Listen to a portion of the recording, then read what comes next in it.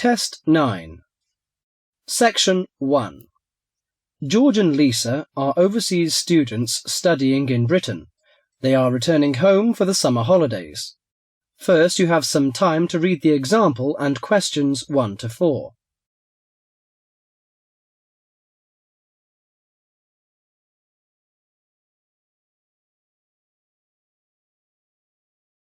Now listen to the following conversation and answer questions 1 to 4. That'll be $23. Right, there's your change. Have a nice trip. Oh, I'll just get your bags out of the boot. Thank you very much. Now, George, let's find the check-in desk. Yes, but with all the changes they have made here at the airport, I'm not sure where the check-in desk is. I know, it's strange, isn't it? Why don't we ask for help? Good idea. What about that man sitting down over there? Which one? The one with the hat on and in the trolley? No, the one with the uniform behind the table. I'll ask him. Excuse me, could you tell me where the check-in desk for France Air is, please? Oh, let me think. The best way to get there would be to turn left at the end there, where the cafe is, and then go straight ahead until you're opposite the departure gates entrance. Oh, no. Sorry. It might be quicker to turn right as soon as you get past the cafe, and keep going along the corridor until you come to the sliding doors at the end. On the left. Yes, that's it. All the check-in counters are in a hall there. I'm pretty sure France Air is directly to your left as you walk in the hall. Thanks a lot. So, it's the left past the cafe and then right opposite... the bookshop. You can't miss it. Come on then, Lisa. We don't want to be late, and I want some time to get a cup of coffee and look around the bookshop. OK, George, but I want to go to the restroom first. I'll meet you at the check-in desk.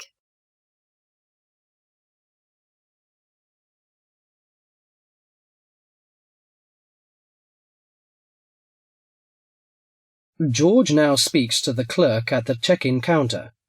First, you have some time to look at the form.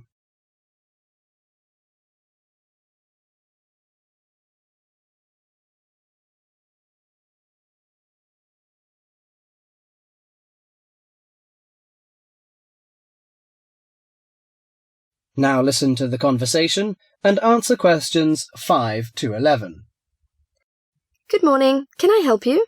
Yes, I would like to check in for flight FA492. Very good. Can I have your ticket and passport, please? Oh, yes, here you are. OK, thanks. If you could just put your suitcase on the scales. Oh, I have this extra box that I want to take as well. OK, well, that's extra luggage, so I'll have to get you to fill out an excess baggage declaration certificate. It'll cost extra, I'm afraid. Let me see. $40 exactly, if the total value of your contents is under $400. Oh, well, what's the form for? It's just a form you have to fill out so that if there are any problems, we'll know where you are and how to contact you. So, if you can give me a few details, I'll key in the information. OK then, your passport says your name is Lavier. Is that right? Yes, George Lavier. George, Lavillliers.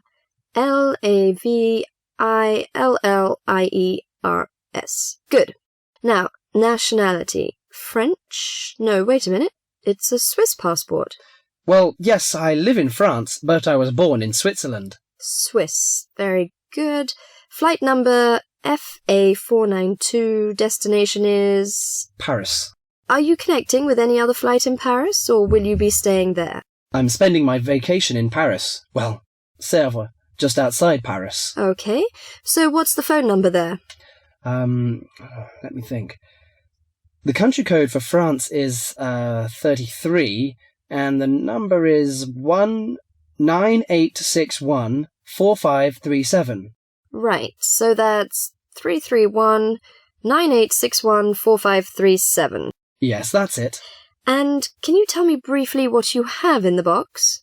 Well, there are some books, just university textbooks from last semester, some clothes, and, my computer disks. OK, thank you. And what would be the approximate value of the contents? Quite a bit, actually. About $150. That's all.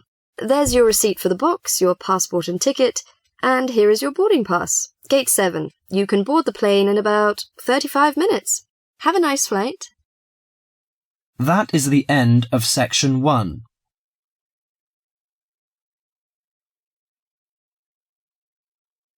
You now have half a minute to check your answers.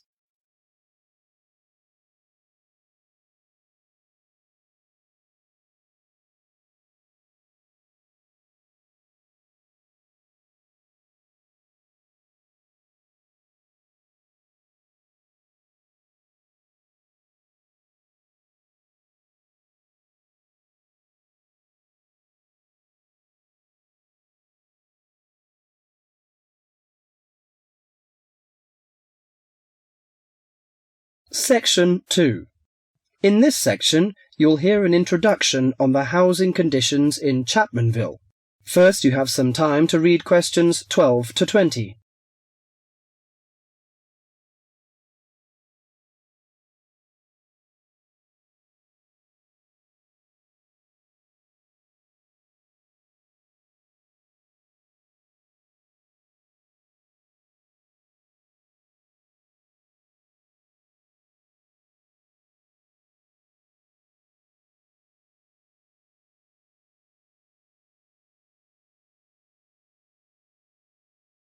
Now listen carefully to the introduction and answer questions 12 to 20. Hi, I'm Gavin Murray. I'm the rental manager for the Central Chapmanville Real Estate Agency. I'm a real estate agent, much like any other, in that I help people buy and sell houses.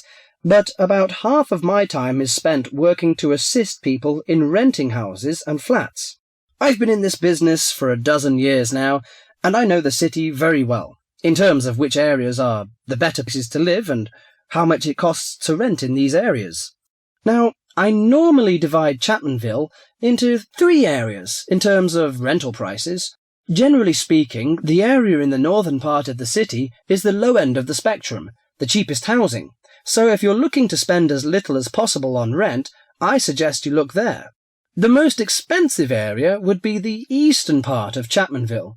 Most people think it's the prettiest part of the metropolitan area because of all the hills and parks. As so many people desire to live there, housing prices tend to be quite high. The middle market in terms of price for accommodation is found in the city's western and southern areas. Now, let me give some examples of how much it will cost you to rent in these areas. Let's imagine you're a single person looking for a 1-bedroom flat. In eastern Chapmanville, you would be paying no less than $650 a month for such a flat. You won't find anything for less than that. But a lot of people pay as much as $1,100 per month or more. The higher-priced flats are usually the ones in the hills, which run through the east. They've got the best views of the city. A similarly sized flat in the west of the city and the south, 2 for that matter, would cost you at most $650. But there are many flats going for less, and if you look around a bit, you can find one for as little as $350. That's quite a reasonable rental price for most people. If you find that too expensive, I suggest you head to Chapmanville's north, where the cheapest flats are to be found. 1-bedroom flats there start from about $170 a month and up to about $400. Now, for those of you who want something bigger, you'll have to be prepared to pay about double those prices for a small 2- or 3-bedroom house. That goes for any of the areas I mentioned. Okay, so much for prices. What are the advantages and disadvantages of these areas? Well, I told you that the eastern part of Chapmanville is the prettiest. There are lots of parks and lots of trees all around there. Oh, I should mention that the only public transport in the east is the bus. There aren't any trains, so it's not that convenient, as you can imagine, even though it's richer part of the city. In the south, you've also got the river, but you won't find too many parks there, because of all the factories alongside the river. In fact, there's quite a bit of industry in the south, which makes it a less desirable place to live. Still, the south is convenient because of public transport. The south has very good train services to the city centre, as well as buses, and that's why a lot of people choose to live there. I said earlier that western and southern parts of Chapmanville are about the same in terms of the price you pay for accommodation. They also have the same sort of public transport services, but the two areas are quite different in other ways. The west is next to the bay, so it's quite attractive in that sense, but there are a couple of problems with the west. One is that the bay is polluted, so polluted in fact that you wouldn't want to swim there. I used to take my family there about 10 years ago, but now I wouldn't go near it. The other disadvantage of the west is that it is where the airport is, the Chapmanville International Airport. The noise can be quite annoying. Lastly, the north. In northern Chapmanville, as I said before, housing is cheap, quite cheap in fact, but you pay in other ways. For example, the area is very low and made up entirely of wetlands. It's beautiful in a way, but it attracts an incredible amount of insects for most of the year. The mosquitoes there are really bad. This makes things quite unpleasant, and so few people have any real wish to live there. But if money's a problem, that's the place to go. Just bring your insect repellent. Let me finish by again welcoming you all to Chapmanville and wishing you good luck in finding accommodation and settling down in whichever part of the city which suits you best. That is the end of section 2.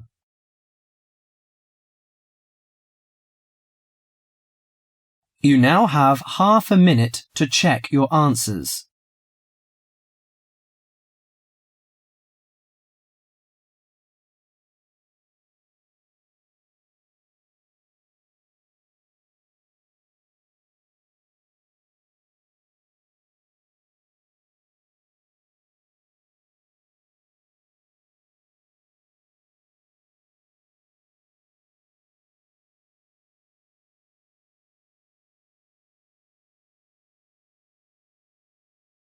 Section 3. In this section, you'll hear an interview on job application. First, you have some time to read questions 21 to 31.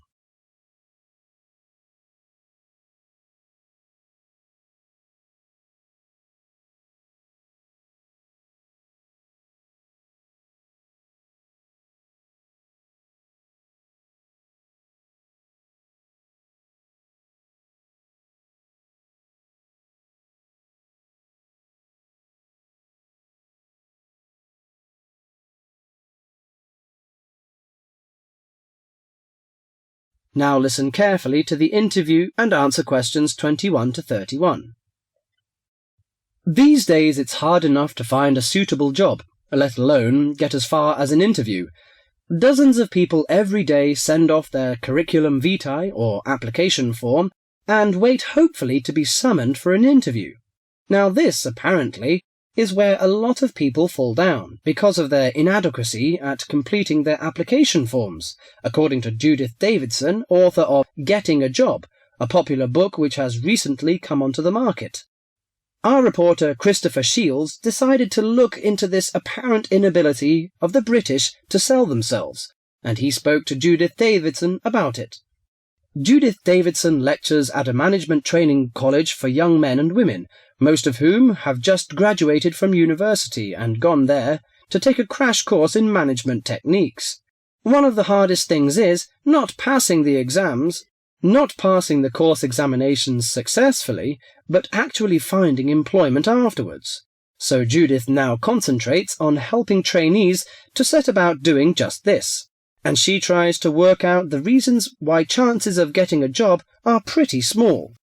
Very often, a job application or a curriculum vitae will contain basic grammatical or careless spelling mistakes, even from university graduates. Then those that do get as far as an interview become inarticulate or clumsy when they try to talk about themselves. It doesn't matter how highly qualified or brilliant you may be, if you come across as tongue-tied and gauche, your chances are quite slim. What are other problems of the application forms? Some letters are dirty and untidily written, with finger marks all over them and ink blots or even coffee stains. Others arrive on lined or flowered or sometimes scented paper, none of which is likely to make a good impression on the average business-like boss. Many people are unable to make that initial impact with an employer. In fact, it needs techniques to send an application which will stand out from the rest and persuade the employer you're the right one for the job.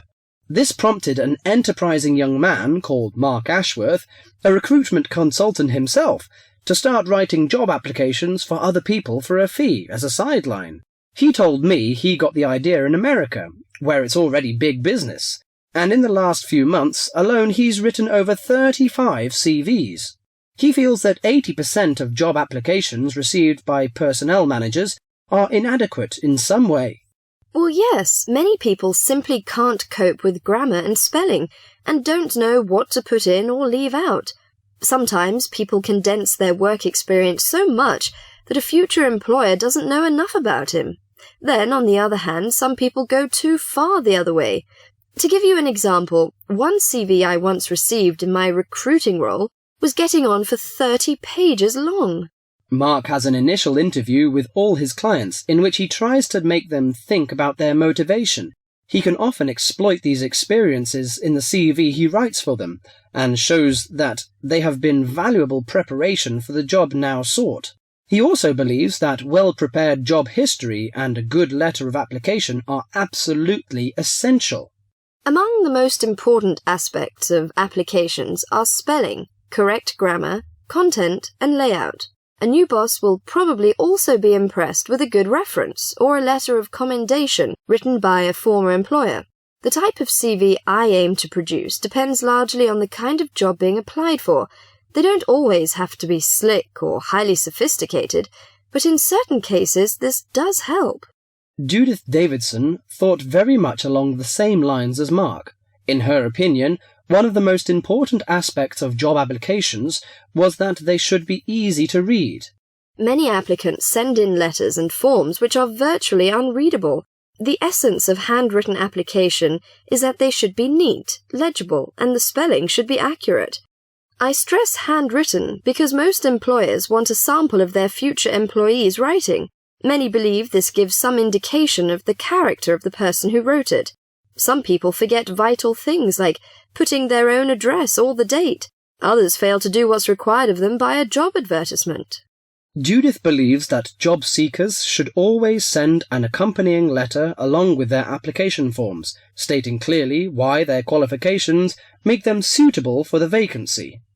Personal details have no place in letters of application. I well remember hearing about one such letter which stated, quite bluntly, "I need more money to pay for my flat." No boss would be impressed by such directness. She added that the art of applying for jobs successfully was having to be learnt by more and more people these days, with the current unemployment situation. With as many as 200 or 300 people applying for one vacancy, a boss would want to see only a small fraction of that number in person for an interview.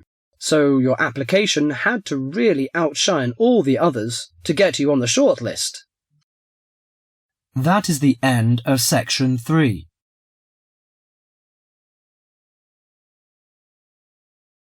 You now have half a minute to check your answers.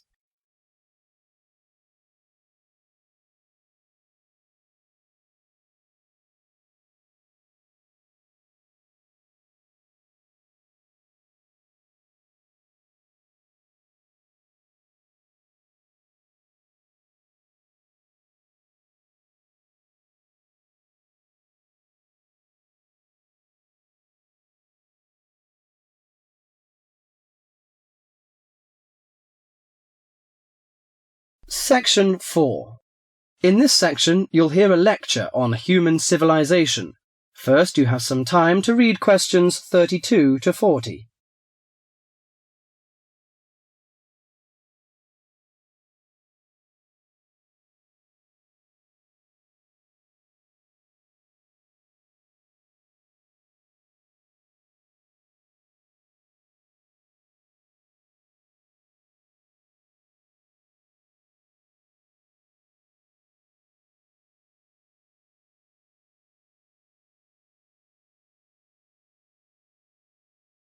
Now listen carefully to the interview and answer questions 32 to 40. Today in our History Series lectures, Professor Smith is going to introduce the history of human civilization. Welcome, Professor Smith. Good afternoon, ladies and gentlemen. Do you know when human civilization originated? And what's the development of human language? Well, the first two stages in the development of civilized man were probably the invention of primitive weapons and the discovery of fire, though nobody knows exactly when he acquired the use of the latter. The origin of language is also obscure. No doubt it began very gradually. Animals have a few cries that serve as signals, but even the highest apes have not been found able to pronounce words, even with the most intensive professional instruction.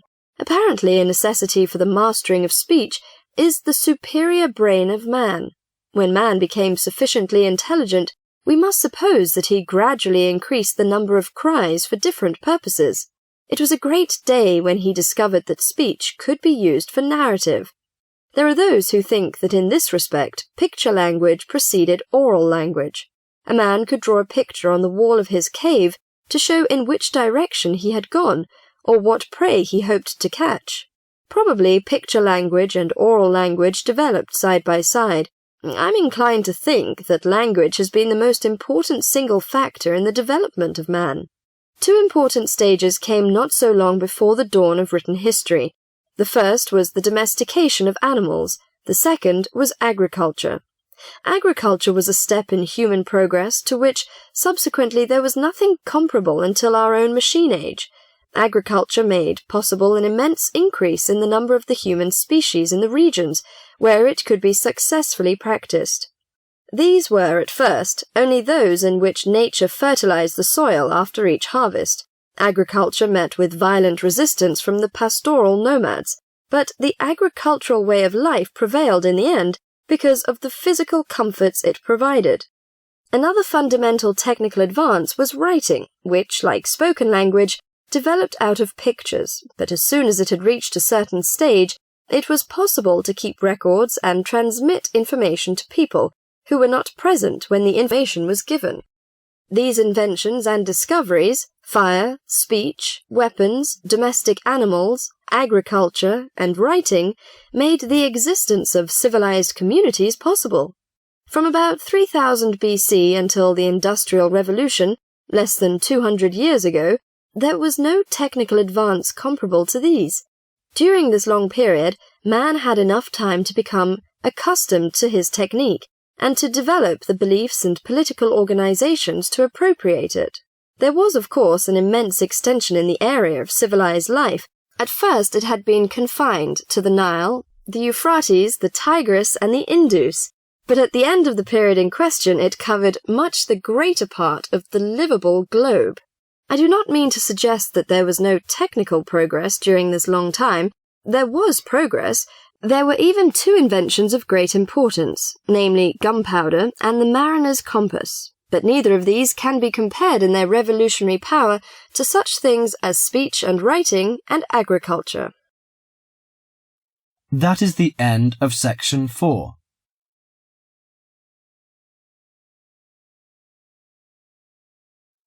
You now have half a minute to check your answers.